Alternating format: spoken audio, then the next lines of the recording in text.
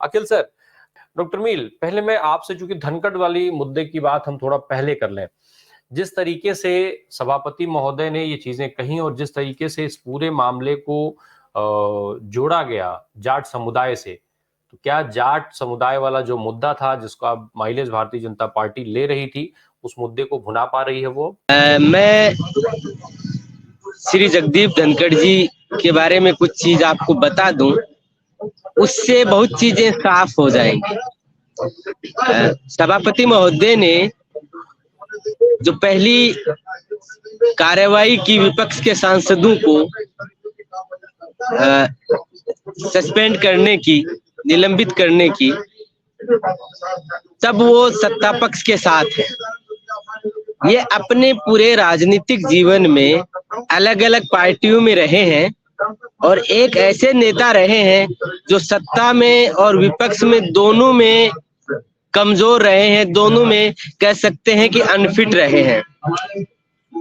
जब जगदीप धनखड़ जी विपक्ष के सांसदों को निलंबित कर रहे हैं तो ये न्यायपूर्ण उनको लग रहा है, संवैधानिक लग रहा है।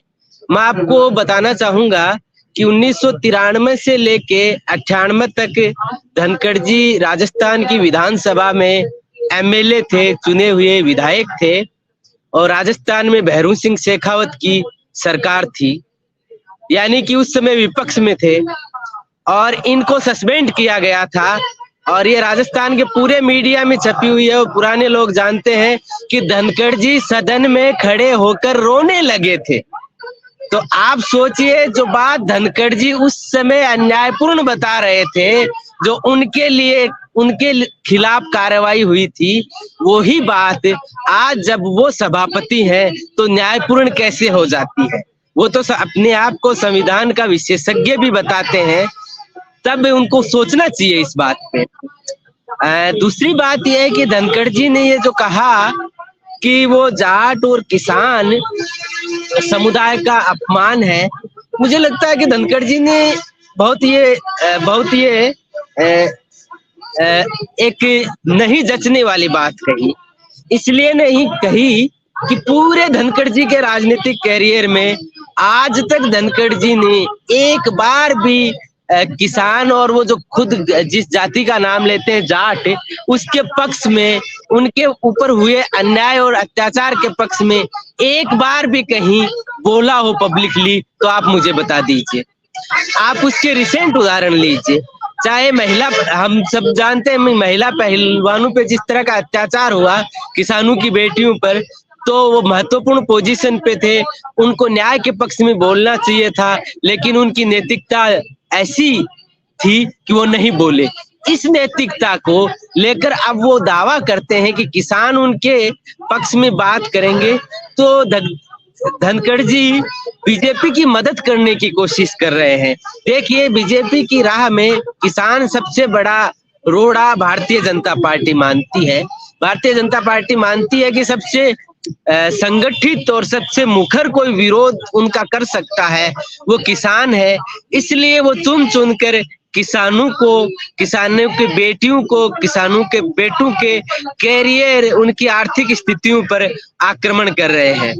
आपको ये जानकारी है, लेकिन मैं बताना चाहूंगा कि जगदीप धनखड़ जी राजस्थान के झुंझुनू जिले के हैं और ये शेखावाटी क्षेत्र है, सीकर, चूरू, झुंझुनू, उसके हजारों किसानों के बेटे शहीद हुए हैं।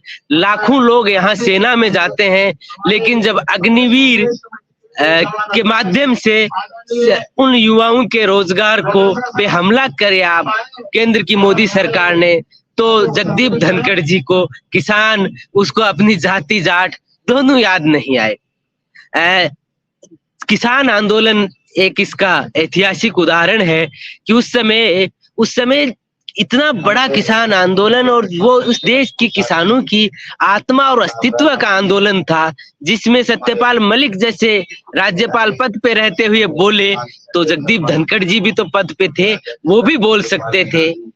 सवाल ये है कि जगदीप धनखड़ जी ने अपने पूरे जीवन में कभी भी जनता, समाज, समुदाय और सत्ता के बीच में से चुनाव करना हो तो इन्होंने अपना लाभ और सत्ता का चुनाव किया।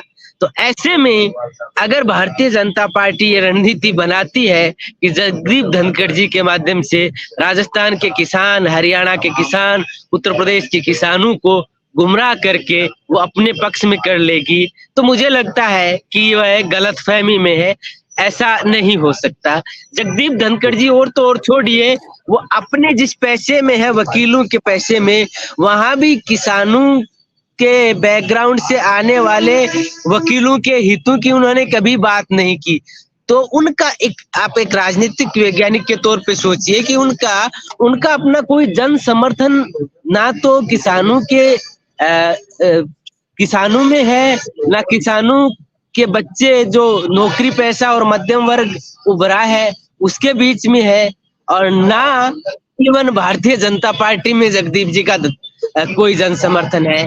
वो कुछ कारणों से, कुछ अपनी जिस तरीके से वो राजभक्ति निभाते हैं उसके माध्यम से वो लगातार अपने राजनीतिक करियर में आगे बढ़ते रहे हैं। अब वो इस समय एक संवैधानिक पद पे है, तो सबसे बड़ी बात है कि संवैधानिक पद की गरिमा का उनको ख्याल रखना चाहिए।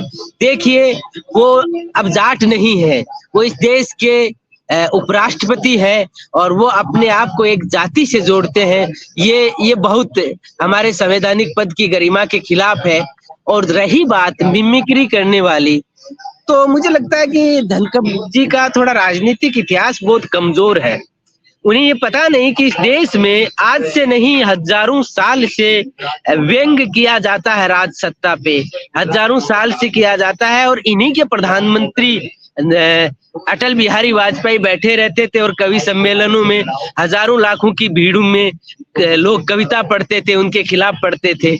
लेकिन क्या इससे अटल जी ये कहते थे कि मेरी जाति का अपमान हो गया है? देखिए, जब सारे हथियार आप एक तरह से अधिनायकवाद की पराकाष्ठा की तरफ बढ़ते हैं, तो दो ही हथियार हैं जो जनता इस अधिनायकवादी शासन के विरुद्ध में काम में ले सकती है, और वो दुनिया भर में प्रमाणिक हथियार है। एक हथियार है, वो है चार्ली चैपलिन का व्यंग का हथियार। व्यंग से ये लोग बहुत डरते हैं, और आप सोचिए कि धनखड़ जी ने उसका उदाहरण पेश कर दिया। और दूसरा है महात्मा गांधी के सत्याग्रह का हथियार। तो आप देखिए कि एक आश्चर्यजनक भारत में एक संयोग बना कि व्यंग और सत्याग्रह, एक तरफ वो सांसद जिनको निलंबित किया गया वो सत्याग्रह कर रहे थे, दूसरी तरफ व्यंग का हथियार अपना रहे थे। तो ये आप समझिए कि इस नायकवादी सत्ता के खिलाफ सबसे कारगर हथियार है। और विपक्ष, जैसे अभी मैं जहां से गुजर रहा हूं, तो ये जयपुर का शहीद स्मारक है, यहाँ इंडिया गठबंधन के आज प्रोटेस्ट चल रहा है, जिसमें काफी लोग मुझे दिखाई दे रहे हैं। पूरे राजस्थान में ये जिले स्तर तक, तहसील स्तर तक ये चीजें हो रही है। तो ये जगदीप धनखड़ जी इस तरह से, उनको जब खुद संकट में है तब उनको किसान और जाति याद आती है, जब उसका समुदाय और किसान संकट में होता है तब वो अपने कमरे में आराम से सो रहे होते हैं। इतना किसान को भोला उन्हें नहीं समझना चाहिए।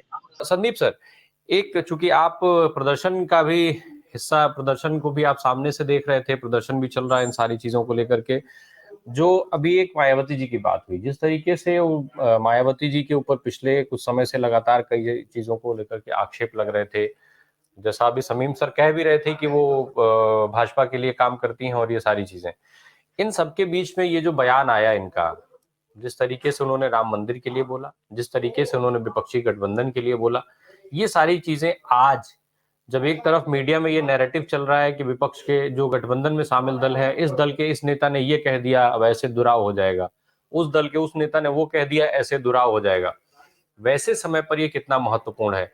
और क्या जो समय है इस मायावती के बयान आने का, उसने काफी कुछ ये धनखड़ का मामला भाजपा से छीनने का काम कर दिया?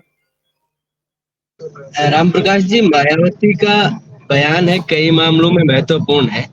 एक तो राजनीति में कुछ स्थायी नहीं होता, और भारतीय राजनीति में तो कौन कब किसके साथ चला जाए इसका कोई भरोसा नहीं है। तो मायावती जी का बयान इस मामले में इंडिया गठबंधन के लिए सकारात्मक है कि उसने अपनी उम्मीद जताई है कि मैं भी आपके साथ आ सकती हूँ।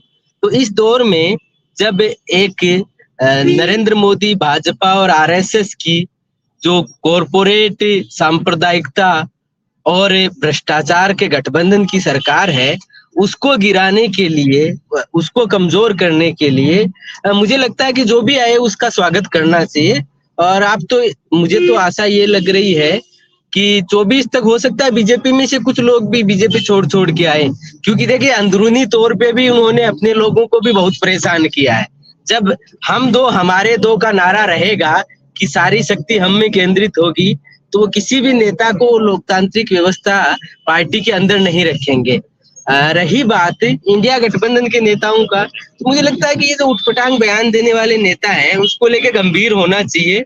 चाहे वो कमलनाथ जी ने जो जिस तरीके से मध्य प्रदेश में बयान दिया, उसका अंततः नुकसान तो इंडिया गठबंधन को ही है।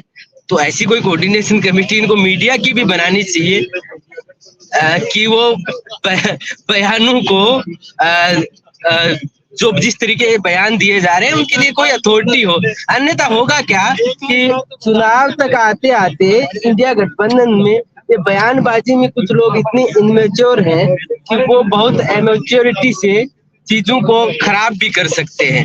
तो लोगों को संयमित रूप से बोलना चाहिए और सबका सम्मान करना चाहिए। एक सम्मान करना गठबंधन की राजनीति का एक महत्वपूर्ण पक्ष है, इसका ध्यान रखना चाहिए।